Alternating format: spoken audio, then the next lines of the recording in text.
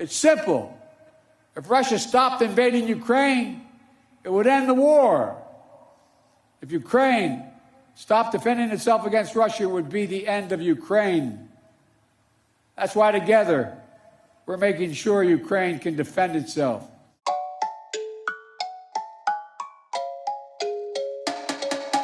Bienvenidos a Pulso y Péndulo. Les saluda Fabiola Galindo desde la ciudad de Lviv o Leópolis en Ucrania. Acaban de escuchar las palabras del presidente Biden ofreciendo su apoyo incondicional al pueblo ucraniano un año después de la invasión rusa. En este especial sobre la guerra en Ucrania, les estaré contando sobre mi experiencia aquí reportando desde el terreno y también hablaremos sobre las grandes consecuencias económicas de este conflicto. Mi compañero Carlos Curbelo no pudo acompañarlos hoy, así que hemos invitado a un excelente periodista y gran amigo. Se trata de Carlos Vargas. Él es periodista basado en Washington, D.C. Carlos, un gusto estar aquí contigo. Gracias por unirte al equipo de Pulso y Péndulo esta semana.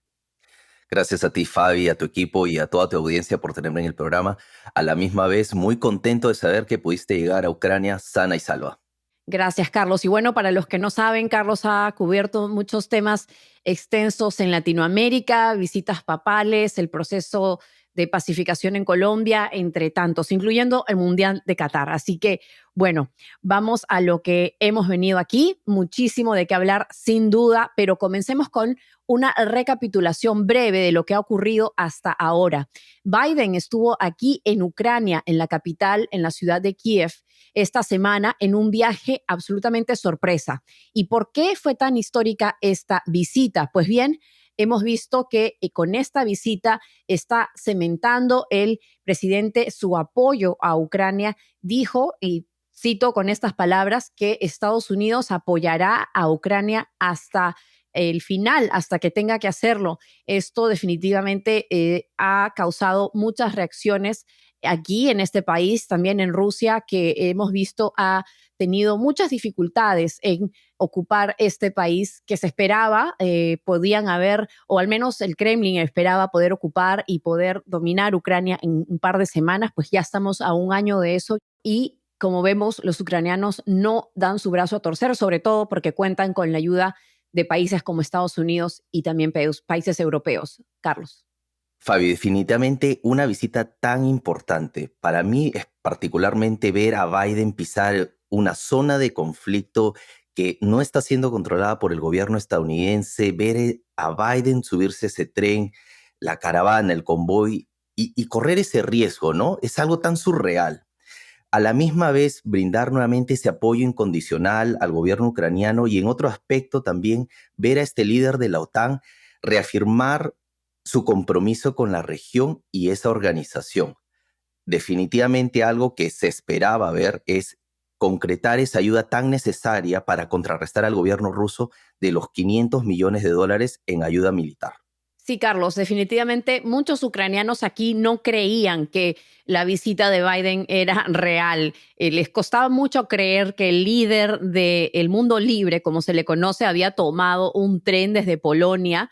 Fueron 10 largas horas y este viaje demoró meses en planeación, tanto por la autoridad ferroviaria ucraniana, quien creó este vagón que han llamado el vagón de la Fuerza 1, como se le conoce al avión presidencial Air Force One, en este caso Rail Force One, es algo que ha causado mucha conmoción.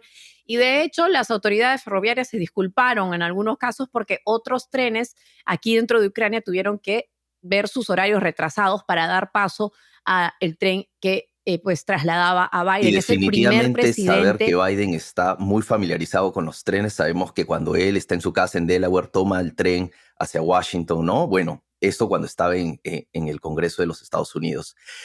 Algo que recalcar aquí, y es que la historia, basémonos en la historia desde el 2013. El presidente Víctor Yanukovych suspende el acuerdo de asociación con la Unión Europea y creo que esto es lo que desató y crea este desenlace de manifestaciones y protestas y hace que veamos que este conflicto el día de hoy es lo que es. 2014, la toma de Crimea y de ahí la posesión y anexión del gobierno ruso de esta península, ¿no? En tu parecer, digamos, ¿Cómo crees que es el apoyo? Si ves que el apoyo ruso ha crecido en la región, ¿qué es lo que tú piensas acerca de esto? Bueno, yo creo que hay muchas maneras de ver esto, ¿no?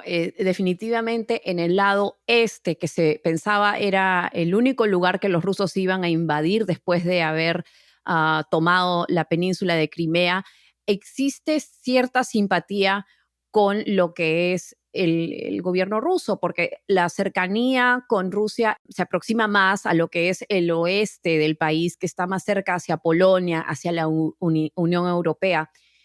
Pero esto no significa que las personas que vivan en estas zonas, la zona conocida como el Donbass, sean prorrusos. De todos modos, muchos de ellos han perdido sus hogares, han tenido que huir, se han convertido en refugiados, han perdido sus casas, sus familias, sus seres queridos. Así que definitivamente, si es que antes, por lo que hablo con las personas aquí, existía cierta simpatía hacia con el gobierno ruso, ahora más bien se convierten en pueblos oprimidos por estas personas que han luego hecho toma de varias ciudades y que han traído a sus propios, digamos, burócratas a vivir a las casas que han sido abandonadas por estas personas, por esos ucranianos, ¿no? Así que creo que lo que también hay que mencionar respecto a el ex líder Víctor Yanukovych, que pues era básicamente pro-Rusia en un país que había encontrado su independencia aquí en Ucrania. Al final lo que hace este presidente fue básicamente desintegrar las Fuerzas Armadas de este país, lo que obviamente dejó más vulnerable las fronteras y más vulnerable la manera en que este país se pudo defender. Ahora, muchas personas hablan de que este conflicto aquí, muchos ucranianos me dicen que este conflicto comenzó efectivamente en el año 2014. Nadie cree que este es un año de aniversario, sino más bien ya estamos hablando desde el 2014, pues más de 7 años, ¿no? Entonces, para ellos es importante que Ucrania recobre el control de las ciudades invadidas por las tropas rusas, porque de lo contrario, lo que los ucranianos creen que puede suceder de aquí a unos años más, esas zonas que han sido tomadas por los rusos en los últimos 12 meses van a volver a ser frente de batalla para seguir invadiendo más partes del país. Así que creo que los ucranianos no ven una victoria sin es que no se consigue volver a tomar el control de estas ciudades y lo han logrado, por ejemplo, en algunas partes como en la ciudad de Gerson. Yo hablaba con un hombre de 29 años, Carlos, que me impresionó mucho. Pude visitar un hospital ayer aquí a las afueras de Lviv y era un hombre que nunca había tomado un arma, no era parte del ejército, pero hace 12 meses, cuando comenzaron los bombardeos en todas partes de Ucrania, él dejó a su familia y a sus hijos para unirse al ejército y en la toma de Gerson, cuando recobraron los ucranianos el control de esta ciudad tan importante, él perdió su pierna. Y quisiera que escucháramos ese testimonio de lo que él dice, por qué aún así se considera suertudo.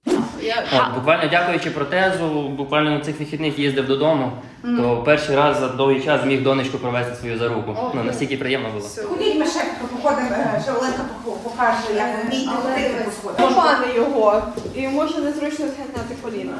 Коліна не підлаштоване під цим. Треба його підлаштувати, бачите, протувати. То треба буде їхати ще в цей? Так.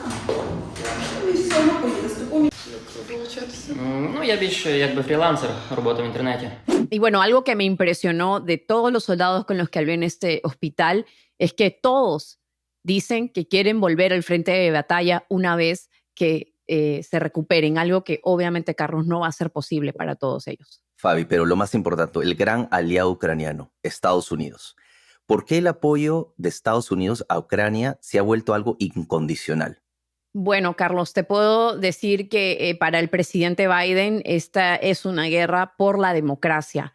Eso es lo que él ha dicho en su discurso, en todos los discursos en los que ha expresado. Obviamente, Europa no ve un conflicto de esta envergadura desde la Segunda Guerra Mundial y para ellos cambiar el mapa geopolítico o para los estadounidenses cambiar el mapa geopolítico podría incluso costar más de lo que está costando económicamente y a nivel humano también lo que está costando ahora defender Ucrania. Yo creo que los dos actores juegan un rol tan importante, ¿no? Como tú mencionaste, lo de la Guerra Fría. viene esta rivalidad de tantos años, ¿no? Y es importantísimo. Y esto me hace recordar una cosa que pasó en 1994 con el Memorando de Budapest, en donde Rusia acuerda con Estados Unidos y con el Reino Unido respetar las fronteras ucranianas a cambio de transferir todas su armamento nuclear de la era soviética hacia Moscú. Yo pienso que esta también es una de las razones por la cual digamos, el bloque occidental se ve tan afectado y toma esta decisión tan firme de apoyar a Ucrania en contra de esta invasión. Sí, Carlos, y la verdad es que quizás habían dos bloques muy, muy claros en esa época. Hoy por hoy estamos viendo que hay varios países interesados en eso. Estamos viendo que por su lado China está amenazando con también aumentar su apoyo hacia Rusia. Estamos viendo que hay demasiadas, digamos, piezas que se están moviendo al mismo tiempo y creo que en definitiva no hay una idea clara de cómo va a terminar todo esto. Algo que sí te puedo decir es de que a pesar de que los ucranianos y el gobierno ucraniano está recibiendo este dinero que se utiliza para ayuda social, para continuar pagándoles a sus empleados públicos, para armamento sobre todo, no están recibiendo todo lo que están pidiendo. Por ejemplo, el gobierno ucraniano y el ejército ha pedido aviones de la Fuerza Aérea, es decir, aviones del ejército para que los ayuden a contraatacar en territorio ruso. Eso es algo que el gobierno estadounidense se ha negado tajantemente a contribuir por razones obvias. Ellos consideran que una vez que eso ocurra, ya Estados Unidos se estaría viendo totalmente involucrado en esta guerra, algo que el gobierno está totalmente opuesto a hacer hasta el momento, Carlos. A la misma vez creo que Putin siente esta presión, ¿no? Y en el último discurso que vemos este fin de semana pasado, habla del retiro del acuerdo nuclear conocido como el New START. Y es que definitivamente este acuerdo no acabará el día de mañana. El acuerdo está vigente hasta el 2026, en donde el gobierno ruso, así como el gobierno estadounidense, tienen que compartir información de pruebas balísticas intercontinentales y qué hacen con su armamento nuclear. Es decir, no existe una presión que sea en los próximos meses o años, ¿no? Veremos cómo concluye esta parte de la, vamos a decir, de esta guerra entre ambas potencias. Pero bueno, Fabi, nos acabas de contar un poco sobre tu reportaje, pero ¿qué otras historias has podido encontrar desde que llegaste a Ucrania? ¿Cómo están las personas tratando de seguir con sus vidas en medio de esta gran tragedia? Te puedo decir que han cambiado mucho las cosas desde hace 11 meses que vine por primera vez. Ahora entiendo que a pesar de que las alarmas antiaéreas suenan casi a diario, hay una nueva normalidad en la que las personas escuchan las alarmas aéreas, pero no necesariamente se van a refugiar a los lugares, a los búnkers que están por toda la ciudad. Sin embargo, sí, hay una manera en la que se enfrentan esta vida cada día con esta idea de que es imposible planear una semana, un mes, mucho menos un año de sus vidas. Te puedo decir que me ha sorprendido mucho la actitud de muchas personas que prefieren quedarse en este país y prefieren contribuir a la economía de su país, que prefieren seguir trabajando aquí a pesar de las circunstancias en lugar de irse a otros países europeos. También te puedo comentar que algunos de los refugiados que han ido a países como Polonia, en el caso específico de Eslovaquia, he podido conversar con algunos de ellos que a un año de la invasión siguen viviendo en estos refugios temporales y como no tienen un trabajo, un empleo fijo, por ejemplo, algunos de ellos no tienen acceso a lo que es un seguro de salud. En un caso específico de una persona con la que hablé hace un año y el día de hoy, ella requiere, por ejemplo, de una cirugía mínima en la rodilla, pero no la puede conseguir en Eslovaquia por no tener seguro médico y se ve obligada esta persona a hacer un viaje muy largo de regreso a su país, Ucrania, a pesar del miedo que tiene de los bombardeos, a buscar esa atención médica. Así que he visto definitivamente personas que prefieren quedarse, personas que están totalmente traumatizadas por lo que han experimentado y muchos de ellos creen que no hay manera de sanar. Es algo que me parece bastante triste, eh, que hace mucha falta, según me dicen las autoridades de salud, expertos en salud mental, tanto para los soldados como para los civiles. Faltan, digamos, maneras en las que se puede atender a las personas que están perdiendo sus extremidades. Una vez más, no solamente son soldados, sino también son personas comunes y corrientes que ya sea fueron obligados a unirse al ejército o que han sido víctimas de estos misiles que caen en sus casas, en sus vecindarios. Los niños, sobre todo, Carlos, es algo que también me causa mucha angustia porque veo que hay muchos niños que han quedado huérfanos del todo, hay niños que han crecido básicamente un año en estos búnkers sin salir al ver la luz del día o poder jugar como quizás lo hacían hace un año. Así que es una normalidad bastante pesada, a pesar de que muchos aquí quieren reconstruir este país, es algo que no está muy claro todavía por dónde comenzar. Y es que lo último que se pierde, creo, Fabi, en este sentido es la esperanza. ¿Crees que la gente todavía tiene esa esperanza viva en que esto terminará pronto? Creo que sí, Carlos, y creo que hay, digamos, eventos como el de la visita del presidente Biden aviva un poco esa esperanza, el hecho de que saben que cuentan con la ayuda de otros países. Aún así, eso no quita la fatiga que existe entre los soldados. Te puedo decir, he visto que a pesar de que se habla mucho de la fuerza que existe aquí, de la defensa de los soldados ucranianos y del ejército ucraniano en sí, que es algo totalmente innegable, es decir, han puesto cuerpo a una de las potencias del mundo más grandes, no han dejado que invadan este país tan fácil como Rusia pensaba que lo podía hacer. Y aunque hay que festejar y celebrar esa gran fortaleza del ejército ucraniano, también hay que humanizarlos en la manera en que también están teniendo mucho sufrimiento. Cuando veo a algunos soldados que regresan del frente de batalla a pasar tiempo con sus familias, tú puedes ver en sus rostros, como me dicen los médicos, los psicólogos con los que he hablado, ellos fueron a la guerra siendo una persona y regresan siendo otra.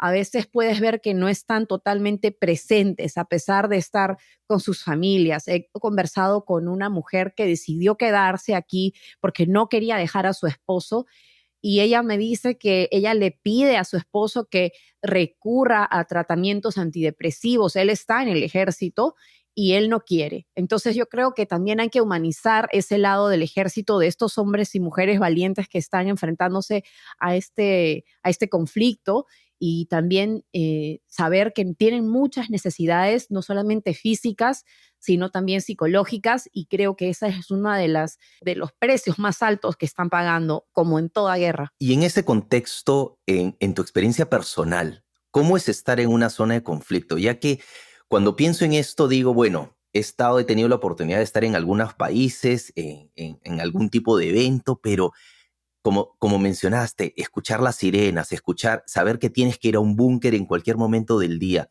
¿Qué es para ti estar en esta zona de temor, no?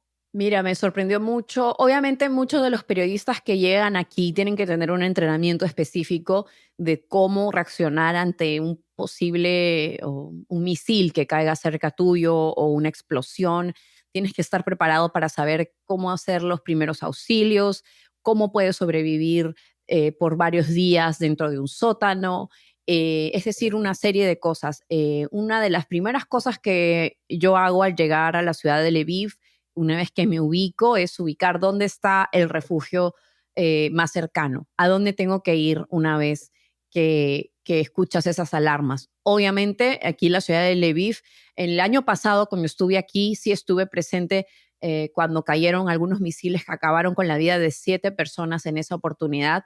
Y fue como un llamado que me decía, no te confíes, no creas que vas a estar segura todo el tiempo, porque esto puede ocurrir, ¿verdad? Pero también, para serte honesta, las zonas que he visitado he tratado de mantenerme a salvo. He tratado de no ir a estos lugares como Biucha, por ejemplo, que sé que muchos periodistas muy valientes que han llegado hasta estos lugares. Yo no lo he hecho porque para mí el proyecto en el que estoy trabajando, que ya les contaré más adelante, es sobre las personas que están desplazadas internamente en este país y por lo general ellas están desplazadas dentro de Ucrania. No solamente se estima que 6 millones de ucranianos han salido de Ucrania a países como Polonia o otros en la Unión Europea, sino que también hay 6 millones de ucranianos internamente desplazados. Y yo creo que eso también es parte de lo que es este problema, de lo que es este conflicto, de cómo estas personas están repoblando otras partes del país, tratando de quedarse a contribuir y esos son los lugares a los que yo he podido visitar hasta ahora, sobre todo porque es un proyecto independiente y no cuento con el respaldo en este momento de un equipo de seguridad que muchos a veces sí tienen la suerte y es necesario, por supuesto. Y hablando de los desplazados, algo que para mí es tan importante saber es qué ha pasado con la educación, con la niñez. Creo que la niñez y la juventud van a tomar parte fundamental en la reconstrucción ucraniana. ¿Has podido saber si se ha podido retomar clases, si es que la gente tiene miedo de mandar a sus hijos a las escuelas? ¿Qué está pasando? Bueno, depende mucho del lugar en donde estén. Algunos niños sí pueden ir a las escuelas, pero por ejemplo, este fin de semana que se cumple un año de la invasión rusa, muchas ciudades han recomendado a las escuelas que regresen a la educación virtual, que impartan clases a través de las computadoras, a través de Internet, que las escuelas no abran, que por ejemplo se eviten grandes aglomeraciones de grupos de personas. Así que en un caso específico de una familia que conocí, que logró escapar la ciudad de Mariupol, este niño ha quedado con graves secuelas de trauma, de todo lo que ha visto, eh, cuerpos sin vida, el bombardeo de una ciudad tan importante. Cuando lo visité en el refugio en el que se estaba quedando con su madre, él pasaba la mayor parte del tiempo debajo de la cama. Y algo que me parecía bastante chocante, ¿no? Para un niñito de 9 años, no querer salir a jugar, no querer participar del mundo exterior. Creo que es algo que nadie se puede imaginar. O creo que hasta cierto punto algunos sí nos podemos imaginar, pero es algo que estoy por segura va a tomar mucho tiempo en sanar, ¿no? Es sanar y no me imagino yo poder, bueno, no tengo hijos, pero mandar a mi hijo a la escuela sabiendo que algo puede pasar, ¿no? Es terrible toda esta situación y saber que la niñez al final del día sufre con todo esto, ¿no? Pero pasando un poco al tema que creo que tú y yo nos vemos afectados a lo largo y día a día aquí en los Estados Unidos, y es que hace minutos hablamos un poco de las consecuencias económicas, que sin lugar a duda es uno de los aspectos de la guerra que más han generado opiniones, por lo menos en este lado del mundo. Y es que, como ya mencionamos, Estados Unidos es el país que más dinero está enviando tanto en armamentos como en ayuda humanitaria y financiera. Desde que la guerra comenzó, el gobierno federal ha ofrecido más de 80.000 millones de dólares en ayuda, lo que ha llevado a que muchos estadounidenses comiencen a cuestionarse si esta inversión tan monumental es necesaria, especialmente en un momento en que la deuda externa de este país se está inflando rápidamente. Así es, y de hecho, según una reciente encuesta de la prensa asociada, el porcentaje de estadounidenses que están a favor de enviar armamento a Ucrania ha bajado del 60% en mayo del año pasado a 49% en este momento. Carlos, ¿por qué crees tú que este apoyo está disminuyendo? Bueno, Fabi, para mí es muy simple. Voy al mercado, hoy día pago 150, hace un año pagaba 100. Voy a echar combustible a mi auto, pagaba 30, hoy pago 45, ¿no? Entonces, creo que todo lo que se ve reflejado en el bolsillo del consumidor tiene un impacto directo en la economía y en la discusión de saber qué está haciendo el gobierno para ayudarnos. Definitivamente puede sonar algo egoísta decir, bueno, ¿sabes qué? ¿Por qué le vamos a mandar dinero a esta persona, a este país? Bueno, al final del día es un aliado nuestro y tenemos que estar con ellos. Pero Creo que la gente hoy en día, solo al saber que tienes precios de combustibles tan costosos que no lo veíamos hace mucho tiempo, el costo de la canasta básica y en promedio el costo de la vida, de nuestra vida en este último año ha subido tanto. También a la vez escuchar a un Congreso hablar de recortes de los fondos del Seguro Social y el Medicare hace que entremos en duda, ¿no crees? Claro, claro que sí. O sea, creo que lo que dices es clave, ¿no? Pero hay que recordar que el problema, por ejemplo, de la inflación es un problema a nivel global. Y hasta cierto punto, la guerra en Ucrania también contribuye a este problema, porque son uno de los mayores productores de grano que ayuda, obviamente, a alimentar a un montón de animales, de ganado, también de fertilizantes, que también ayudan a cosechar estos alimentos. Entonces es algo que no nos podemos olvidar y hasta cierto punto, como te decía hasta hace un momento, al parecer la lógica del gobierno estadounidense es esa, ¿no? Es decir, estamos gastando este dinero, es un dinero que igual hasta el momento sigue siendo menos de lo que se gastó, por ejemplo, en la guerra en Afganistán, que duró 20 años y que hasta cierto punto, del modo en que yo lo entiendo, el gobierno estadounidense está tratando de evitar que este conflicto, que esta guerra se expanda aún más y cueste aún más. No solamente dinero, sino también vidas humanas, porque hay que recordar que Estados Unidos no ha enviado tropas y al parecer tampoco lo va a hacer. Y eso también afecta mucho, te puedo decir, lo que es el movimiento de la ayuda humanitaria dentro del país. No hay tropas internacionales, entonces todo depende del trabajo de los voluntarios, de cómo movilizar estas donaciones dentro del país, porque el gobierno y el ejército ucraniano está ya bastante ocupado, digamos, en esta guerra, ¿no? Entonces, al pesar de que sí se ha gastado mucho dinero y se sigue gastando, por ejemplo, hay unos puntos claves. Hay 46.600 millones de dólares en ayuda militar y casi 4.000 millones de dólares en ayuda humanitaria. Esto puede ser para las personas que, por ejemplo, se han quedado sin hogar y también 26.700 millones de dólares en ayuda financiera, que esto quiere decir, por ejemplo, el pago a los empleados públicos, ya sea los que operan los rieles, los ferrocarriles, que como sabes ayudaron a escapar a millones de ucranianos de estas ciudades que estaban siendo bombardeadas, ¿no? Y como ya les decíamos, esto es incluso menos de lo que se ha gastado. El Congreso ha aprobado 111.000 millones de dólares en ayuda a Ucrania, mientras que gastó 825.000 millones en los 20 años que duró la guerra de Afganistán. Así que, Carlos, yo te preguntaría a ti, ¿cuál crees tú que serían las consecuencias de no apoyar a Ucrania, además de las que ya hemos mencionado ahora? Las consecuencias son varias, pero creo que algo fundamental es que vamos a ver una Rusia empoderada. China puede aprender mucho de esto. China es otro enemigo, digámoslo así, de los Estados Unidos. Ver una Europa fraccionada, tantos refugiados, ¿no? Creo que Europa no pensó hace 2 años, después de una pandemia, después de ya estar en crisis, tener que recibir a tanta gente por este conflicto. Ver definitivamente a una OTAN debilitada, sin el respaldo de su mayor aliado, que es en este caso Estados Unidos. Y creo que lo más triste de todo es ver a más muertes, ¿no? Tantas personas que han muerto en el conflicto innecesariamente, injustamente, ¿no?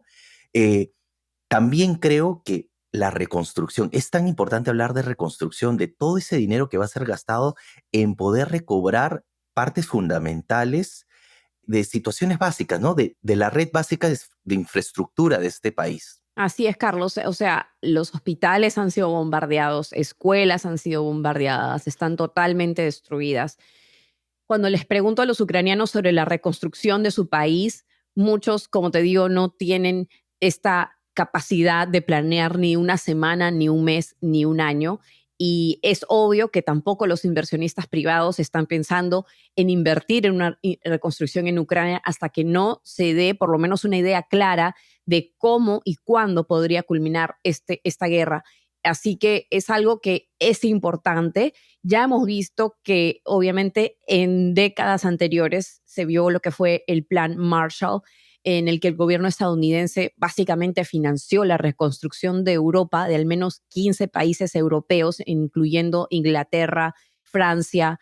Es decir, se espera que los gobiernos internacionales también contribuyan a esta reconstrucción, pero incluso sin adelantarnos tanto, te puedo decir que Europa tampoco está interesada en no acoger a estos refugiados, porque entienden que si Ucrania se rinde, el próximo país que se tendría que rendir, si es que esta invasión rusa continúa, podría ser, por ejemplo, Polonia, podría ser otro país que esté en la frontera, incluso Finlandia. Son cosas que los países europeos entienden y por eso están optando por el momento de librar esta guerra en territorio ucraniano. Están intentando que esta guerra se logre detener aquí. Ahora, lo que también me parece importante es la respuesta del Kremlin, ¿no? Hemos visto que el presidente Vladimir Putin, una vez que se escuchó el discurso de Biden, tanto en Kiev, Ucrania, como en Polonia, en Varsovia,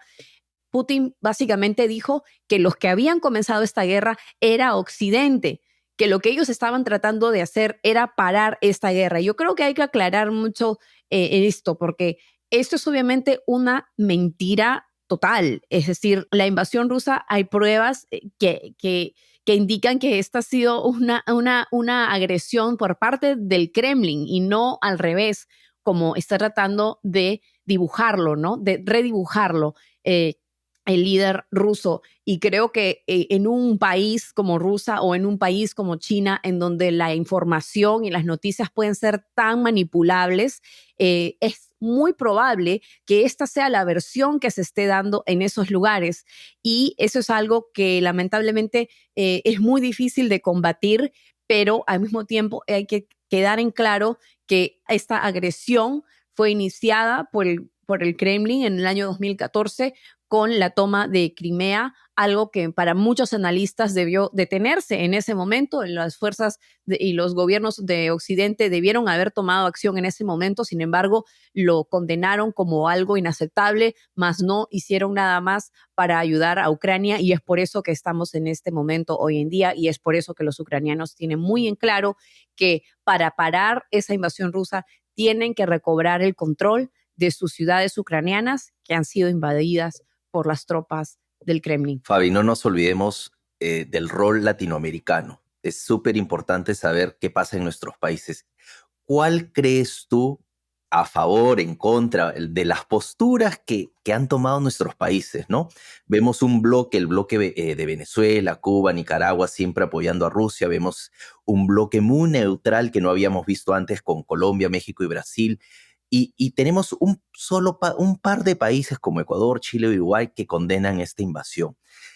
¿Cuál crees que realmente es el rol que Latinoamérica está jugando en esta guerra y cómo también Latinoamérica se ve afectada, ¿no? Porque tal vez Latinoamérica no es un jugador clave en este conflicto, pero definitivamente se ve afectada. Bueno, Latinoamérica, Carlos, como sabes, ha desarrollado muchos vínculos con el gobierno ruso en las últimas décadas.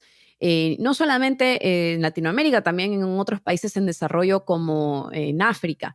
Y creo que hay algo que hay que recordar y es lo que ya mencionábamos al inicio, que Ucrania es uno de los grandes productores de grano y de fertilizantes y eso también afecta a los países en Latinoamérica que hasta cierto modo tienen muchos más niveles de personas que viven bajo la pobreza extrema, que no tienen que comer. Eso es algo que, por ejemplo, en el caso del Perú, tanto la pandemia como la guerra en Ucrania ha contribuido a por lo menos que 1 millón de peruanos más estén bajo el nivel de la pobreza, que tengan inseguridad alimenticia, es decir, que no saben qué van a comer al día siguiente.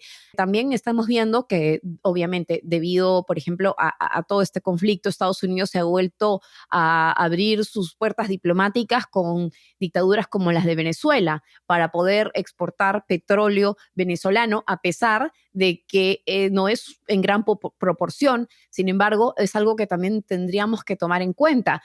Cómo queremos, como países latinoamericanos, responder a esta invasión cuando al final estamos en un mundo globalizado en el que cualquier cosa que ocurra, así sea al otro lado del mundo, va a tener repercusiones en nuestros países. Y era lo que te decía más temprano, ha sido una respuesta muy mixta, no solamente en Latinoamérica, sino también en países en África, y es por eso que no hay esa división clara de Oriente-Occidente. Simplemente hay muchos países que hasta cierto punto están esperando ver qué va a pasar y qué lado tomar.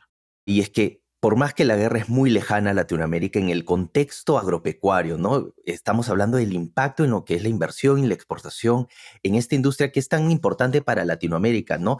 Decías de los fertilizantes y es que los precios de trigo y maíz han alcanzado máximos históricos, algo que no se veía en la región. Y a veces creo yo que de repente mi mamá no se imagina en Perú que el precio del pan, me cuenta, ¿por qué el precio del pan sube tanto? Bueno, es que hay un efecto directo de esta guerra en las canastas también latinoamericanas, ¿no? Sí, definitivamente. Yo creo que eso es algo que rápidamente nos estamos olvidando, y a un año hay esa fatiga, no solamente por parte de las tropas, sino también por parte de los civiles, de las personas que no quieren pensar en este conflicto, lo ven lejano y de repente, como tu mamá, no se acuerdan de esa conexión que existe entre directamente su bolsillo y lo que está pasando al otro lado del mundo.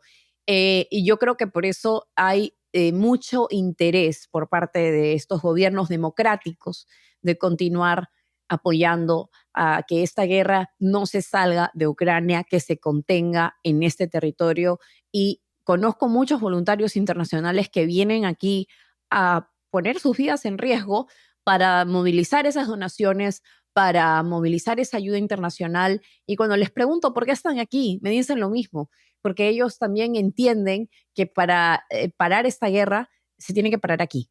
Sí, y creo que es muy importante lo que tú has dicho de tratar de no pasar a más con esto, ¿no? O sea, creo que tenemos que contrarrestar y tratar de ver la manera de llegar a una solución diplomática. Creo que eso es algo que no hemos tocado, pero es tan importante la diplomacia y es algo que se ha perdido en esta invasión, en esta nueva guerra. No he visto ningún tipo de relación diplomática que haya podido realmente parar al gobierno del Kremlin o en este caso a los ucranianos de la mano con Estados Unidos, ¿no?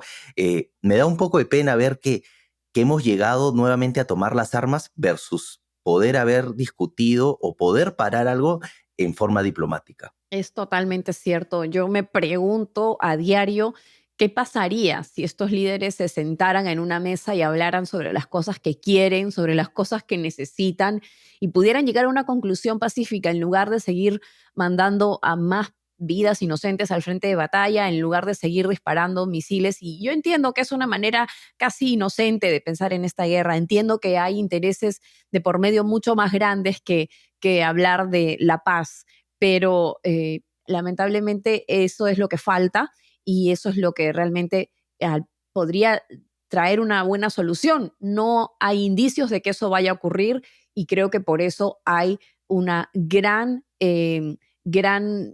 fuerza de que está apoyando a este país para que continúe con este conflicto Y aquí. no nos olvidemos del efecto que esto causa, que es que nos cansamos de los mismos titulares, ¿no? Yo creo que hace casi un año veíamos estos titulares con gran eh, interés, con una preocupación aterradora, ¿no? Hoy en día yo veo un titular más de lo que está pasando en esta guerra y realmente no tomó la importancia necesaria porque creo yo que nos estamos desgastando, ¿no?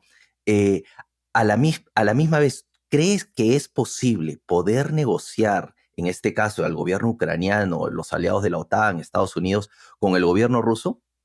Bueno, Carlos, eso ya es una pregunta mayor para quizás un analista mucho más experimentado que yo, pero por lo que he podido conversar con la gente aquí, hay varias opciones. Como te digo, creo que una de esas opciones, muchos ven, es de que Ucrania se rinda o rinda parte de su territorio que ya ha sido ocupado por las tropas rusas, pero para los ucranianos está muy claro que si ellos hacen eso, este conflicto se extiende por aún más tiempo, y así como primero fue Crimea en el 2014 y ahora otras ciudades, de aquí a un par de años, el interés ruso por querer seguir invadiendo esos territorios va a seguir, no se va a ir. Por otro lado, si es que Ucrania regresara a controlar esas ciudades invadidas por las tropas rusas en este momento, las ganas de revancha del gobierno ruso también van a estar ahí. Así que creo que va a requerir un acuerdo, va a requerir diplomacia entre ambos lados, pero definitivamente hay muchos aquí quienes creen que si es que Ucrania logra retomar control de estas ciudades, no le va a quedar más a Rusia que tratar de apaciguar sus ambiciones de expandir o regresar a ese imperio como lo fue hace siglos, y eso es lo que ellos esperan. Una muy buena forma de concluir esta parte, ¿no? Entiendo perfectamente lo que dices y bueno, esperemos lo mejor para el mundo entero al final del día, ¿no? Todos nos vemos afectados. Así es, todos nos vemos afectados y por eso queríamos hacer este episodio para ustedes, porque muchos nos han preguntado por qué no hablamos del gasto, por qué no hablamos de lo que está pasando en Ucrania, y bueno, esperamos que con esto le hemos dado algunas respuestas. El dinero que se está gastando puede ser incluso menos de lo que se gastaría si es que no se invierte ahora, y también aún así, para darles una conclusión, es menos de lo que se ha gastado en otros conflictos. Así que vamos a darle seguimiento a esta guerra, por supuesto, y con esto llegamos al final de este episodio de Pulso y Péndulo sobre el primer año de la guerra en Ucrania. Gracias, Carlos, por acompañarnos y, por supuesto, gracias a todos ustedes, a nuestra audiencia, por el apoyo. Como siempre, les recordamos que si están disfrutando de nuestras conversaciones, nos pueden dejar un comentario y seguirnos en YouTube, Spotify, Apple Podcasts o en la aplicación de su preferencia. Saludos y hasta pronto, Fabi. Pulso y Péndulo es un podcast producido por Lost Debate. Mónica Espitia es nuestra productora ejecutiva. Lucy Cabrera y Yesenia Moreno son nuestras productoras asociadas y Maxi Frini es nuestro editor y diseñador de sonido.